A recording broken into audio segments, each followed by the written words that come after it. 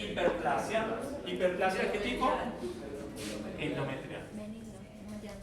La hiperplasia endometrial es benigna, pero cuando las células empiezan a multiplicarse mucho, llega un momento en que se pueden saltar los checkpoints del ciclo celular. ¿Ustedes vieron eso con Carlos Andrés, me imagino? No. ¿Cierto? Los puntos de retén del ciclo celular. Ah, Con Juan. Listo, perfecto. Entonces, si eso llega a pasar, esto va a degenerar en cáncer de cáncer endometrial. Pregunta: además del riesgo de subfertilidad y además de los riesgos cardiovasculares y metabólicos de las mujeres con SOP, ¿hay otro riesgo que ustedes le tengan que temer? La respuesta es sí. ¿Cuál? Cáncer endometrial. Cáncer endometrial. ¿Sí? ¿Y por qué? Esta es una pregunta que a ustedes les van a hacer mucho las pacientes. Ay, doctor, no me meta miedo. ¿Cómo así? ¿Por qué? ¿Cómo así que yo estoy en riesgo de tener un cáncer endometrial? Sí, porque tú tienes múltiples quistecitos produciendo estrógeno. Y esos estrógenos están estimulando a que tu endometrio, que es la pared de tu útero, se engrose mucho. Y engrosarse es tener muchas células. Recuerden, una de ellas está dañada y aparece el cáncer. ¿Sí? Entonces, esto es lo que hacen los estrógenos. Los progestágenos, por otro lado, ¿qué hacen? Los progestágenos lo que hacen es servir de antagonistas del estrógeno. Es decir, los progestágenos se oponen a los efectos mitóticos de los estrógenos. ¿Sí? Pero como no hay suficiente progestágeno, entonces estamos en tremendas dificultades, ¿cierto? Pero ustedes yo creo que han visto, bueno, algunos, ¿no? Que cuando hay una hemorragia uterina anormal, el doctor inmediatamente dice, eso equivale a que quizá hay mucha proliferación endometrial por estrógeno. ¿Qué le voy a mandar a la paciente para que deje de enfermar? Un progestágeno, puede ser una inyección de Ecoprovera o de hidroxiprogesterona. Asume el doctor que va a frenar la mitosis endometrial y que por lo tanto ella al final va a sangrar menos. Ojo, eso es pura fisiopatología, pero no se queden con la fisiopatología. Recuerde que este es un tema de evidencia científica. Más adelante, cuando estén en ginecología o obstetricia, les van a enseñar específicamente progestágenos, cuándo sí, cuándo no. No es para todo el mundo. Yo ya sé, yo ya vi clase de fisiología. Ampolla de Ecoprovera. No, ¿cierto? Es un peligro. ¿Ok? Ok, listo. Sí. Entonces, cuando la paciente le suministran las pastas de planificar, ¿tienen progesterona? Sí, correcto. Generalmente todas las píldoras de planificar tienen progesterona. ¿Sí? Lo que pueden variar es que a veces hay unas que son solo de progesterona, no más. Pero generalmente traen estrógeno con progesterona o progesterona. Lo que sí no hay para planificar son píldoras que tengan solo estrógeno. ¿Sí? El solo estrógeno está reservado para la posmenopausia. ¿Sí? Hay algunas cosas, por ejemplo, los estrógenos son procoagulantes. ¿Qué quiere decir? Que inducen la formación de trombos. ¿Sí? Estrógenos. ¿Sí? Entonces, pues ese es como un temor, y cuando una paciente tiene muy alto riesgo cardiovascular o es fumadora, entonces el doctor procura no darle estrógenos, sino que planifique solo con progestágenos. ¿Sí? Pues porque le da miedo, obviamente, que llegue a tener un tromboembolismo pulmonar, un infarto si tiene cierta edad. Ese sería pues como el punto. ¿Y la fase folicular, entonces qué pasa cuando...? Ok. Eso es otro rollo. Entonces, esto que nosotros vemos aquí, teniendo ovario poliquístico, ya vamos para allá. Fase folicular, sí, definitivamente. Y sabemos que después de la fase folicular va a seguir otra fase que se llama ¿cómo? Fase lútea. Entonces, a nivel del ovario nosotros tenemos un ciclo ovárico que es la alternancia entre fase folicular, fase lútea. Fase folicular, fase lútea. Fase folicular, fase lútea. Y al mismo tiempo, en el endometrio tenemos una que es fase descamativa, proliferativa secretora. Descamativa, proliferativa secretora. Pero las dos están sincronizadas. ¿Qué quiere decir que están sincronizadas? Esto ocurre aproximadamente ¿en qué época? Aproximadamente el día 14. ¿Listo? Y el cambio o la transición de estos endometrios de proliferativa secretor, ¿cuándo la vamos a ver? ¿Alrededor de qué fecha? ¿Alrededor de qué día? 15 a 20. Alrededor del día 14 también. ¿Por qué? Porque una vez que se forma el cuerpo lúteo, que ocurre inmediatamente después de la ovulación, se empieza a producir progestágeno para que en el endometrio cambien las características de ese endometrio y se vuelva secretor. Entonces, si ustedes me dicen a mí, el día 14 se divide el ciclo ovárico en dos partes, sí, claro. De una fase folicular pasamos a una fase lútea. ¿Cuándo? Alrededor del día 14. Y alrededor del día 14 también ocurre algo en el endometrio, y es que pasamos de una fase estrogénica o proliferativa, pasamos a una fase secretora o progestagénica. El día 14 es el día clave, ¿sí? Porque en el día 14 ocurre la ovulación en condiciones normales, ¿sí? Y se genera el cuerpo lúteo para cambiar de fase endometrial, ¿sí? Por esa razón están sincronizadas, ¿ya? Entonces uno puede advertir y decir, bueno, supongamos que esto ya es algo ficticio, para que lo recuerden, ¿no? Si yo tuviera la posibilidad de hacer microscopía en vivo y viera un cuerpo lúteo, yo diría, espero que el endometrio esté en este momento en qué ciclo, en qué etapa, en una fase secretora. Y si yo no viera cuerpo lúteo, sino que viera solamente folículos, yo podría advertir que en ese momento en el endometrio tendría que encontrar una fase proliferativa. Y si son muy chiquiticos, podría decir que de pronto están en una fase descamativa, donde apenas están arrancando a reclutarse. ¿Listo? Bien. Los detalles del arresto folicular. Esta palabra es pues muy, todavía muy general.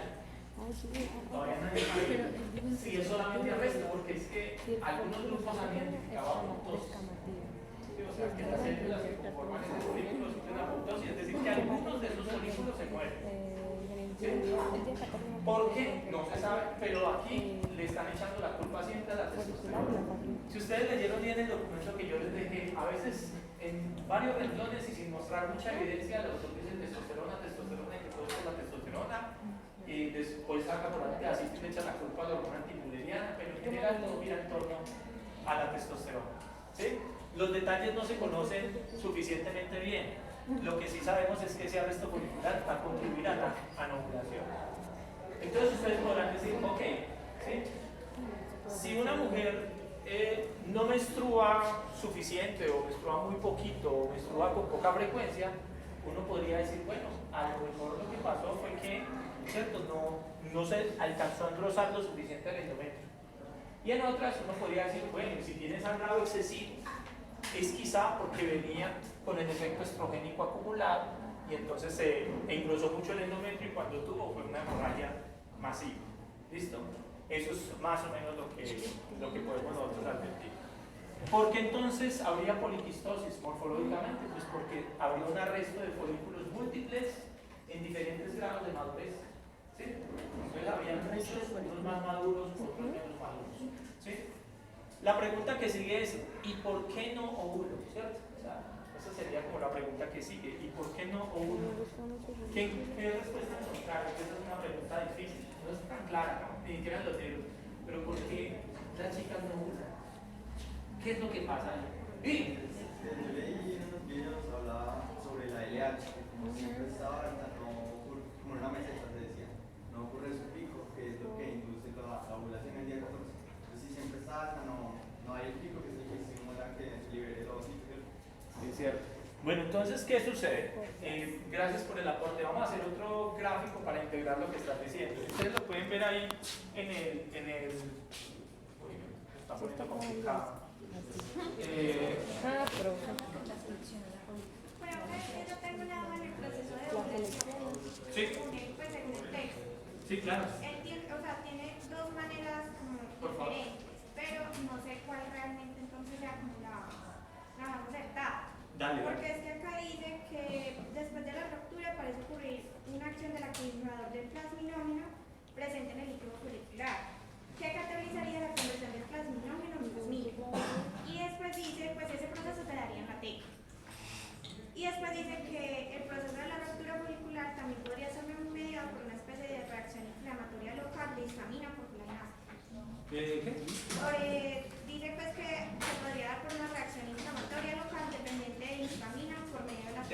histamina. Ok. Bueno, ya vamos para ese tema de... Lo que ella está preguntando es cuáles son los mecanismos moleculares involucrados en la ruptura. ¿Sí? Más que decir que haya uno, lo que han tratado es de acomodar varios en un mismo modelo. Por ejemplo, para que esto ocurra es necesario que haya una ruptura de los enlaces que hay a nivel extracelular. Y eso generalmente lo hacen un tipo de enzimas. ¿Recuerdan ustedes qué tipo de enzimas se encargan de degradar proteínas en la matriz extracelular? Correcto. ¿Sí? Generalmente metaloproteinasas de matriz, MMPs. Entonces esas serían como las protagonistas. ¿Qué quiere decir esto? Que si la LH que tú comentabas se eleva en un pico, va a haber un cambio, digamos, en las células para que expresen metaloproteinasas de matriz y puedan romper esos enlaces extracelulares y liberar al ovocito y las células del cúmulo óvulo, ¿cierto? Ese sería uno. Dos, es innegable, y a muchas mujeres les pasa que tienen síndromes de ovulación dolorosa. Eso sugiere que hay inflamación en el proceso de ovulación. Solo que unas mujeres tendrán inflamación de mayor grado que otras.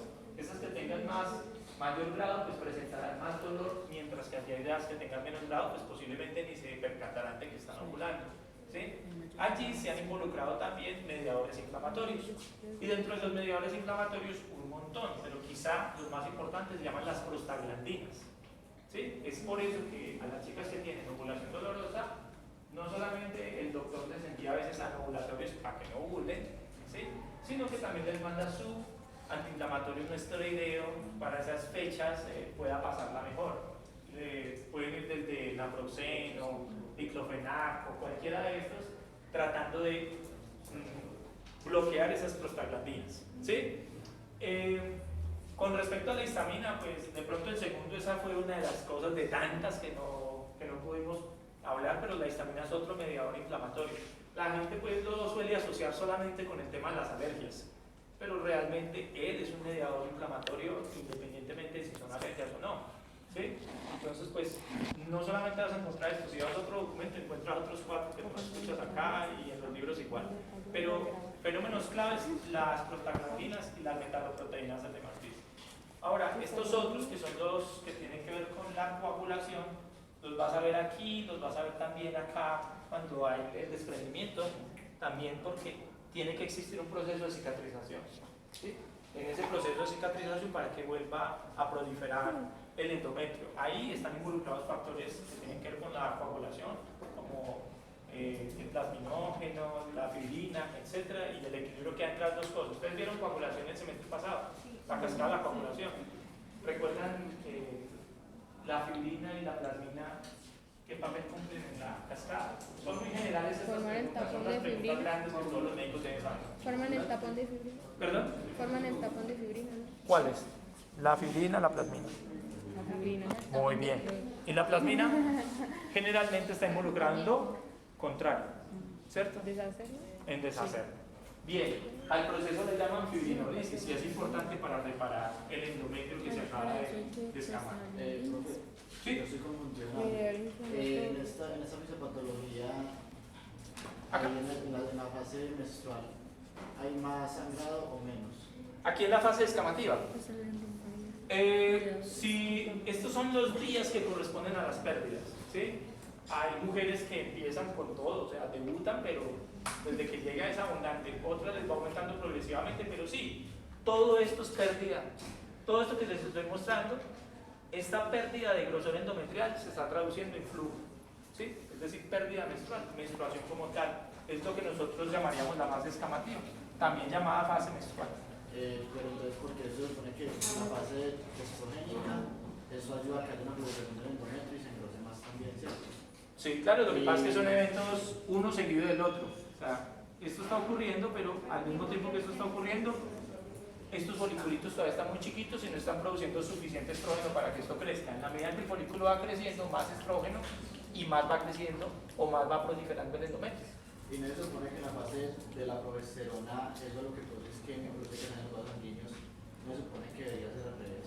¿Cómo? ¿Acá? Sí. A ver, ¿qué idea es la que tienes? O sea, que como la que va antes del ciclo menstrual, la fase de la progesterona, como eso produce isquemia, produce como Claro. los sanguíneos y eso no supone que sea menos sangrado. Mira, vamos a ver si de pronto, tú recuerdas que hay una transición acá, ¿no? Que en la fase progestagénica o secretora, pues se mantiene así el endometrio secretor mientras haya progesterona producida por el cuerpo lúteo. Pero cuando el cuerpo lúteo se degenera, la progesterona ya no está. Cuando la progesterona ya no está, estas estructuras no se pueden conservar. Cuando estas estructuras no se conservan, entre ellas los vasos sanguíneos, todas estas células sufren isquemia. Y ese proceso contribuye al desprendimiento de todo ese tejido. Pero es, digamos, cuando se forma esta estructura ya degenerada que es el cuerpo albicans. ¿Sí me hago entender? Entonces, digámoslo así, para el caso del síndrome de ovarios poliquísticos, pues no se forma ni cuerpo lúteo ni corpus albicans, sino que todo esto lo borras del mapa y no llega sino a quedarte con todos estos folículos atascados. Pero el resultado termina siendo el mismo, no tienes progesterona. ¿Sí me hago entender? Termina siendo el mismo, entonces no puedes preparar al endometrio. Riesgos porque la mujer no pueda preparar su endometrio. Eso es una cosa importante. Nada de embarazo. Ese es uno, es muy importante, pero hay otro. ¿Qué hace la progesterona? ¿Quién me recuerda acciones biológicas de la progesterona? Mantiene el endometrio. Adelante. Endurecimiento, ¿no? Hay algo que me ayuda mucho cuando Endurecimiento del endometrio. que habla que la Lo mantiene. los vasodilatadores. Sí, es súper importante. Entonces eso es lo que hace que la fase secretora del endometrio esté muy edematizado, muy ancha, pues muy apto para la implantación, básicamente. Y cuando la progesterona cae, pierde el efecto vasodilatador, que hace que los vasos se cierren y pues ocurre el tiempo. Perfecto ese razonamiento. Eso está muy bien.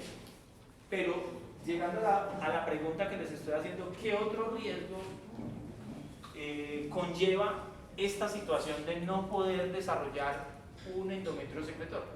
Que no hay embarazo. Que no haya embarazo. ¿Por qué? Porque no se supone que la mujer la progesterona. No hay lecho donde albergar ese blastocisto. Ahora, otra cosa que puede pasar es que se implanta el blastocisto y después se Embarazo. pierde. ¿Cómo se llama eso? Aborto espontáneo. Aborto espontáneo. Es decir, las chicas con síndrome de ovario poliquísticos están en un riesgo incrementado de tener abortos. ¿Sí? Pero puede ser que progresen.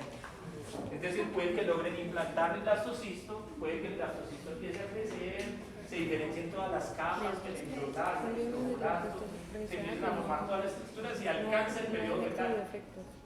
¿Sí? ¿Es más o menos después de qué semana? 8.6. ¿En la semana? Infertilidad. ¿No saben? ¿De qué estamos hablando? Sí. Después de los 3 meses.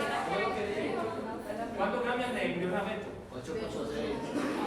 Era de 8.2. Ok. Punta 9. O sea, ¿y el aborto es hasta qué edad gestacional? Menor a los 6 meses.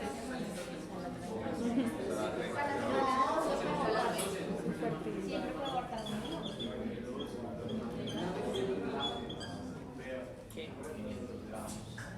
Ah, sí. Definición jurídica incluso. ¿Sí? O sea que si yo tengo 30 semanas no puedo hacer nada. Pero si. Lo que pasa, Pesa perdónenme menos de que 500. aquí lo que pasa, digamos que esta es la definición: pérdida del producto antes de la semana 20 o antes de que tenga 500 gramos. ¿Ya? De ahí en adelante hablamos de, por ejemplo, si aparece un producto de la gestación, vamos a poner un ejemplo de algo que sea medianamente viable, ¿cierto? 30 semanas. ¿Sí? Eso, 30 semanas, el bebé nace con muchas dificultades, ¿cierto? Posiblemente hace la ventana y al niño, lo tenemos que llevar a la incubadora o a la UCI. ¿Sí? A esa situación, ¿cómo le llaman en medicina? ¿Qué es? Un bebé que... Exactamente. Entonces, parto pretérmino. Claro. Parto pretérmino es cualquier parto que se presente antes de las 37 semanas. ¿Ya? Entonces, si estás entre la 20 y la 37, todos esos partos son prematuros o pretérminos. Algunos de ellos no son inducidos, sino que hay condiciones patológicas. Por decir, una chica que recurrentemente tiene amenaza de parto prematuro o ha tenido antecedentes de parto prematuro, el ginecólogo para su próximo embarazo puede, por razones de precaución, considerar aportarle progesterona micronizada con el fin de mejorar las condiciones de su endometrio para que ese endometrio tolere hasta el final o lo más que pueda extender ese embarazo. ¿Sí? Entonces eso es la prueba no solamente de la importancia de la progesterona para la implantación, de la importancia de la progesterona para sostener todo el embarazo, sino que en términos clínicos para evitar el aborto y el parto prematuro. ¿Sí? Entonces las chicas con SOP tienen más riesgo de tener abortos y también tienen más riesgo de partos pretérminos. Ahora, esos partos pretérminos pueden terminar bien o terminar mal. Terminan bien, pues un niño, ¿sí? Ojalá sin mayores problemas. Es difícil, entre más pollitos, es más difícil que tengan un buen desarrollo, ¿sí? Pero también puede terminar, lamentablemente, en un feto fallecido. Lo que llamamos como mortinato. Nació muerto, mortinato. ¿Sí? Entonces, las mujeres con SOP, pues uno debe advertirles que tienen una probabilidad menor que las chicas sin SOP de concebir. Pero al mismo tiempo que si conciben, tienen que exponerse al riesgo de posible aborto o de parto pretérmino. Eso no significa entonces que uno vaya y dice a la mujer, no, usted no, su mamá está, no, usted se llega a embarazar, se muere. No, no se trata de eso, se trata de que las mujeres conozcan ese riesgo y tomen las precauciones del caso. Estos embarazos deben considerarse embarazos de alto riesgo obstétrico, y deben ser manejados por el ginecólogo. Y ya él estará haciendo los monitoreos para ver si realmente esta mujer puede necesitar algo más de ayuda para poder mantener su embarazo hasta el final. Entonces miren empecemos a mirar riesgos. ¿Sí? Riesgo metabólico, de desarrollarse dislipidemia o diabetes o síndrome metabólico. Riesgo de desarrollar hiperplasia endometrial. Riesgo de desarrollar cáncer endometrial. Riesgo de desarrollar aborto y riesgo de desarrollar parto pretérmino. Bastante, ¿quién hubiera creído?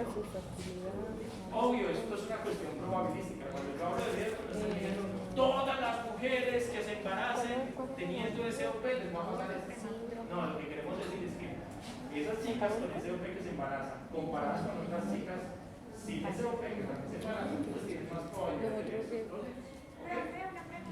Lo que quieras. Por ejemplo, cuando se habla del primer embarazo de una paciente con SOP, hay desprendimiento, digamos, de la amnio, se acerca a la postura del endometrio pues total. El embarazo sigue, llega a su término, lo tiene, ¿cierto? ¿Qué puede padecer después de la paciente?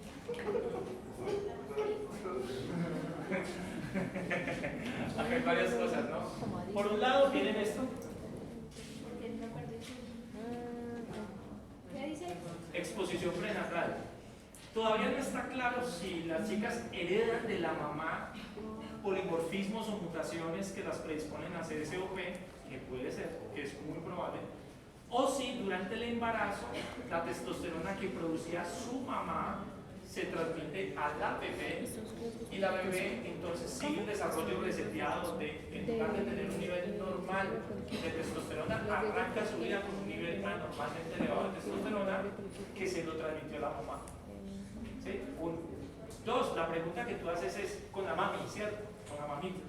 La mamita puede tener otros factores de riesgo relacionados con SOP. Piensen ustedes que estas mujeres podrían estar en riesgo incrementado de desarrollar diabetes gestacional. ¿Sí? ¿Por qué? Porque ellas tienen resistencia a la insulina, ¿se acuerdan? Y con resistencia a la insulina ellas pueden desarrollar diabetes gestacional. La diabetes gestacional va a caracterizarse, entre otras cosas, por una excesiva cantidad de insulina. La pregunta es, ¿la bebé necesita insulina? No, hay que hacer eso. No, la bebé no necesita insulina, pero la insulina le llega a la bebé. Sí. Y la insulina es un factor de crecimiento. Entonces, como la insulina es un factor de crecimiento, ¿qué hace con la bebé? Incrementa su tamaño y podrían hacer con macrosomía. Pero no solo eso, ¿qué hace la insulina en una persona normal? No en el diabético, en el insulino resistente. ¿Qué baja? ¿Bajando o subiendo? La baja, porque la entra la hace. La baja. O sea que esta bebé que no es diabética, pero que mamá puede bajar su azúcar al nacer. Entonces nace por cesárea con más de 4.000 gramos, pero puede tener al nacer hipoglicemia neonatal. Ya está. Entonces, un montón de riesgos para la mamá y para esa bebé. Ya de la mamita, pues decíamos que es probable que ella tenga resistencia a la insulina e incluso que tenga obesidad. Hablábamos de la obesidad androide como un prototipo de obesidad que pudiera tener. La obesidad es un factor de riesgo para otras condiciones. Por ejemplo, desarrollar preeclampsia. ¿Sí? Hipertensión arterial luego de que se desembaraza.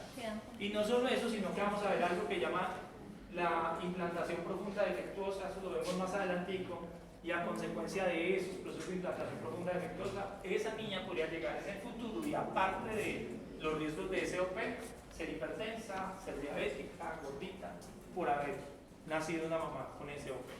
¿Sí? Después lo vemos, que este es un capítulo de bacano de la determinación prenatal de las enfermedades crónicas.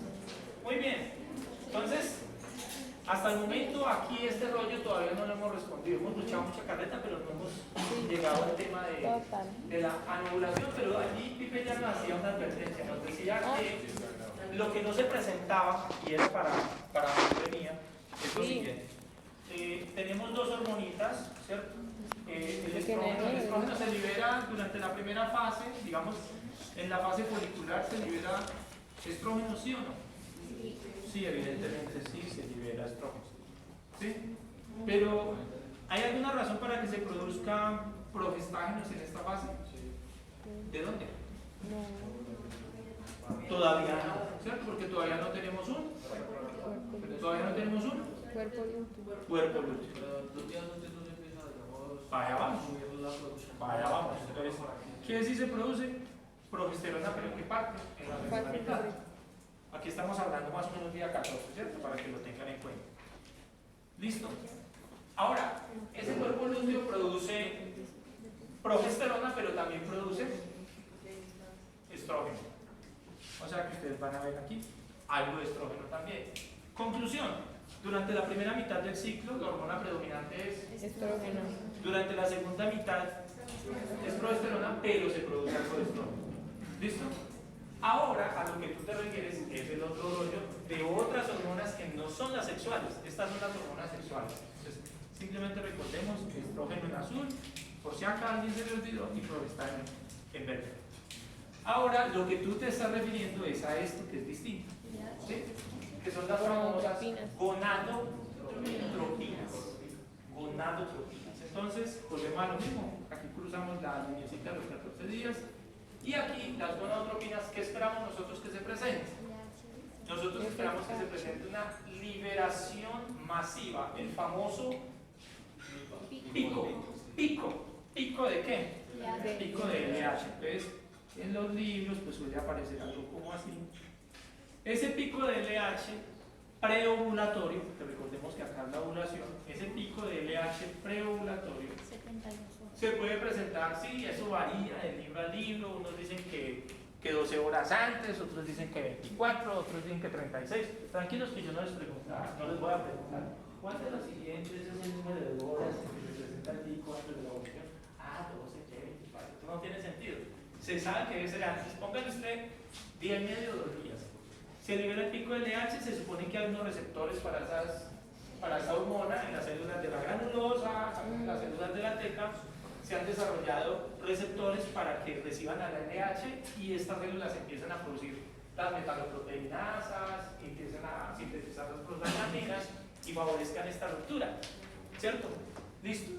Entonces aquí la pregunta es, bueno, ¿qué es lo que pasa si efectivamente usted, profe, dijo esta mañana que los niveles de LH estaban elevados? El profe dijo esto, ¿cierto? Usted dijo esta mañana, y yo lo leí también en el artículo, que decía que hay más LH. Entonces, si hay más LH, se presenta tiempo antes de la ovulación. Entonces, ¿por qué no hay ovulación? No hay FSH, porque no hay microbiología. ¿Y qué significa? Eso es una respuesta muy buena, pero ¿qué significa? ¿Qué es lo que no encuentran nada? Desarrollemos esa idea. Porque hay hiperandrogenismo, ¿no? Sí, eso es parte de la historia.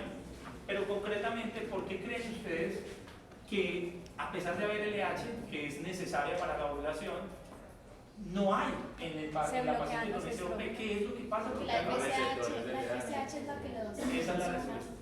Ah, ¿Y por qué no los hay? ¿Por qué no hay suficientes? Porque no están. Porque No los se expresan. folículos todos están detenidos en una fase inmadura. Entonces, claro, sí hay células foliculares, pero no hay las suficientes para superar un umbral crítico de receptores de LH.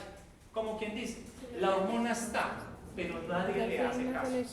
¿Por qué? Porque los folículos no están lo suficientemente maduros expresando los receptores de superficie para esa gonadotropina.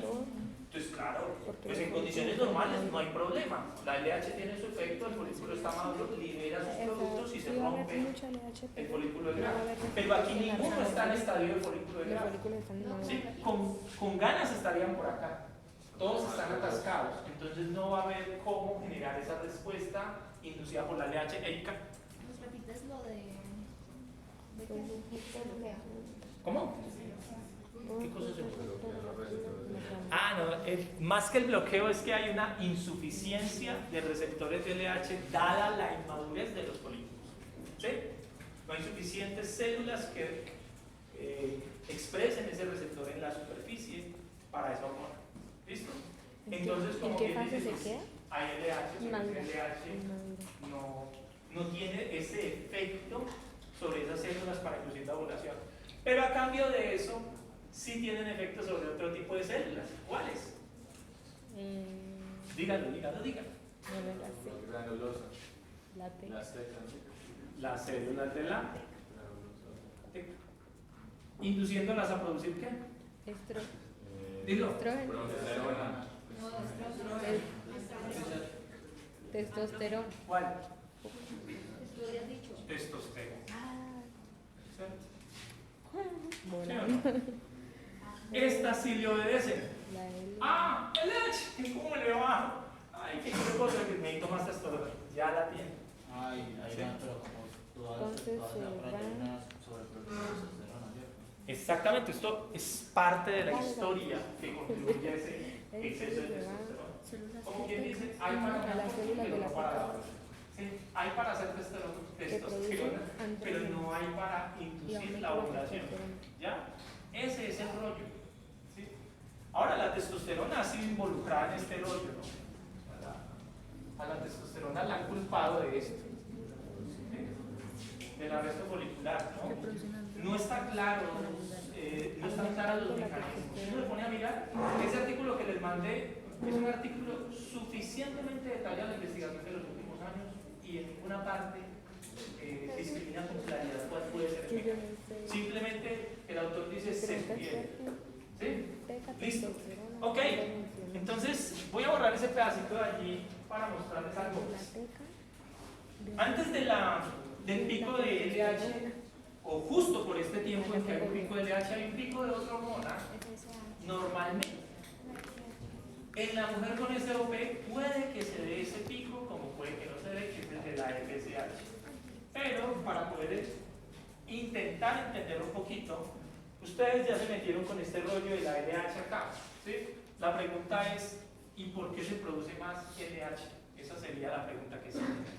¿Por qué se produce más LH? Te voy a borrar esto allá. ¿Sí? ¿Por qué se produce más LH? ¿Qué leyeron? Habías dicho que ¿Por qué se produce más LH? Recordemos que la LH es una... Porque no hay una retroalimentación negativa. Es hipoficial, muy bien. No ¿Qué hay- tipo no de hay- hormona? La testosterona, el estrógeno y la progesterona son hormonas. Gonadotrópico. Hormonas, Hipofisial. hormonas, Hipotánico. hormonas. Ay, andrógeno. ¿Por qué? No, Son hormonas hormonas sexuales. sexuales y son hormonas esteroideas. Son grasositas o lipídicas. En cambio, las gonadotropinas son hormonas hipofisiarias. ¿Y qué estructura tienen? Son proteínicas. Son proteínas. ¿Ya? Entonces, nosotros recordamos que tenemos, por aquí aprendimos en segundo, que por aquí teníamos es que al hipotálamo, ¿cierto? Después tenemos aquí a hipófisis, en este caso sí, gracias por la precisión, adeno, hipófisis es la relevante. Y finalmente aquí tenemos los ovarios, ¿no? El pico se da porque no hay una retroalimentación negativa. Ah, muy bien.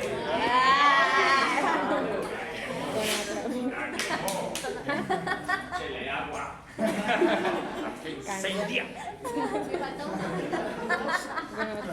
Ok, y testosterona. Muy bien. Entonces, en el artículo utilizan un término muy vago, porque miren, se supone que como resultado del síndrome de ovarios poliquísticos tiene que haber una disrupción en esta retroalimentación. Pero antes de ir allá, coloquemos esto en condiciones normales. Voy a colocar aquí normal, que es lo que pasa normalmente. Entonces los ovarios terminan en condiciones normales, produciendo las hormonitas, que serían el estrógeno por este lado y el progestágeno. Entonces, ¿qué ocurre? Que en la medida en que más se producen estas hormonas, independientemente de la fase del ciclo en el que estemos, cuando ellas se producen en una cantidad apreciable, ojo con esto que les voy a decir. Cuando esto se produce una cantidad apreciable, importante, grande, va a ocurrir lo que tú estás prediciendo, ¿cierto? Que va a haber estos mismos van a ejercer ¿cómo se llama este fenómeno? Una retroalimentación negativa. O sea, llamado feedback, negative feedback. Entonces, con eso en qué consiste? Las células gonadotropas de la hipófisis, o sea, las células que fabrican estas dos hormonitas que vamos aquí a continuación a poner, LH y FSH, ellas tienen receptores para las hormonas sexuales también. Pero eso no se da por la inhibina. la inhibina es otro más de los actores que podemos colocar aquí a un lado, ¿sí? Está muy bien. Entonces, las células gonadotropas de la hipófisis producen ese receptor de hormonas sexuales. Cuando la cantidad o la concentración de hormonas sexuales es muy alta, la señal es, esto aquí abajo está, pero esto está totalmente sexualizado. Pura progesterona, puro estrógeno. ¿No será que usted puede parar un poquito? ¿Quién es ahí abajo el responsable de producir hormonas sexuales? Hermano Ángel. Por un lado tenemos el folículo que está creciendo y es hágale que produzca pues estrógeno. Y después de que se ovula, inmediatamente sale el cuerpo lúteo a producir progesterona. ¿Qué hacemos ahí? Espérenme un momentito. Entonces la respuesta de la hipófisis normalmente a esta situación es la disminución, ¿cierto?, de estas hormonas. Eso se llama retroalimentación negativa y es parte de los mecanismos de regulación normalmente, ¿sí? La situación que nosotros tenemos ya aquí en el síndrome de ovarios poliquísticos pilas, ya lo que nosotros tenemos aquí en el síndrome de ovarios poliquísticos es que este patrón no necesariamente se replica así como está acá. Porque recordemos que si esto es normal, ¿en qué se diferencia cuando hay SOP? En que no hay progesterona. O sea, sí tenemos muy buen estrógeno y posiblemente ese incremento en la concentración de estrógeno hace lo suyo, pero no está acompañado de esto. ¿Recuerdan ustedes cuando estábamos en segundo y nosotros decíamos qué pasa si la concentración del producto, que en este caso es la progesterona, es muy escasa o es muy baja? ¿Qué es lo que sucede? La LH sube Correcto, esa es la respuesta. Recuerdan ustedes que yo les decía, esto es como si hubiera que mantener a raya a la hipófisis. Entonces hay mucho producto, entonces está amarrada la hipófisis, pero cuando hay poco producto, como sucede acá, entonces ¿qué pasa con la hipófisis? Se libera. Recuerden que hay una pregunta de parcial que decía liberación de la retroalimentación. Y en esa liberación de la retroalimentación, esta puede ejercer su retroalimentación. Uno podría decir, bueno, hay algo de retroalimentación por esto. Pero por el lado de la progesterona no vamos a ver eso. Por el lado de la progesterona vamos a ver lo contrario. Si ustedes leen el artículo, el autor habla muy vagamente y dice disrupción de la retroalimentación positiva y disrupción de la retroalimentación negativa, pero no se casa con ninguno de los dos procesos. Entonces, lo que algunos han dicho es que quizá sea esta disminución en la progesterona la que esté relacionada con en el caso del SOP, con lo que tú decías, Sam, en el SOP, en lugar de ver un aumento, de ver una disminución en la LH, voy a ver un incremento en la LH. ¿Cómo es que se desbloquea Un aumento de la LH. Repito, ¿sí? En condiciones normales, la producción hormonal que se va dando durante el ciclo retiene la acción de la hipófisis para que no se produzcan más gonadotropinas. Pero en el caso del SOP, una de esas hormonas finales va a estar en niveles muy bajos. Esa se llama progesterona. Por lo tanto, la progesterona no va a poder hacer feedback negativo sobre la hipófisis, sino que va a ser lo contrario, una liberación del feedback.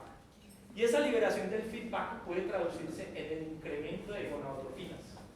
Es por eso que el patrón esperado de LH y FSH en el SOP, LH, FSH, esto se llama relación, ¿qué dice? Aumento de la LH dice, sí, puede que haya aumentos en la FSH, pero incluso la puedo encontrar normal. Es decir, que lo importante de este patrón es el aumento de la LH. No hay claridad acerca de qué es lo que hace que sea justo la disminución de progesterona la que termine perpetuando un ciclo donde hay un incremento en la LH. Eso no está claro, todavía no están claros los mecanismos, en el artículo ni siquiera lo mencionan, ¿sí? Pero esa puede ser una pista de que no están las dos hormonas habilitadas para hacer feedback negativo, sino solamente una de ellas. La otra queda libre y podría estar condicionando el incremento de la LH solo para el caso del SOP. Ahora, put attention, please. Ustedes ya saben que este pico de LH, condiciones normales, pero también hay uno por acá pequeñito que es el de la FSH. ¿Sí o no? ¿De acuerdo? La pregunta es, ¿sí? ¿De dónde salieron en condiciones normales esa LH y esa FSH hipofisiaria? ¿De dónde salieron? ¿Quién promovió su síntesis? ¿Qué fue lo que ocurrió? La gonadotropina. Las gonadotropinas. Ellas dos son gonadotropinas. Ellas dos son gonadotropinas. ¿Dónde se hicieron estas gonadotropinas? ¿En qué células se hicieron? ¿En qué células se construyeron? ¿En qué células se elaboraron? Hipofisiaria. En la hipófisis, específicamente, ¿en qué tipo de células? Gonadotropas. Gonadotropas, ok. Pero las células gonadotropas tuvieron que hacerlas en respuesta a algo, ¿cierto? Ellas empezaron a hacer y hacer y hacer. ¿En respuesta a qué? A la descamación de la Casi. La hormona liberadora de gonadotropinas. Uno, cosa muy importante, y no lo hemos puesto. Gracias, Pico. Entonces acá se libera una hormona que se llama la GnRH, que traduce Gonadotropin Releasing Hormone, hormona liberadora de gonadotropinas. ¿Sí? Ok, ahí está medio rompecabezas, Pipe, gracias. Pero nos falta todavía un poquito más. El solo hecho de que se libere GnRH no es suficiente para que se empiecen a hacer LH y FSH. No son suficientes. Se necesita algo más. Y adivinen qué es ese algo más. Estrógeno. Dilo. ¿Quién lo dijo? Jordán. Dilo duro. ¿Estrógeno? Correcto. Estrógeno. Que es un ejemplo no de retroalimentación negativa, sino de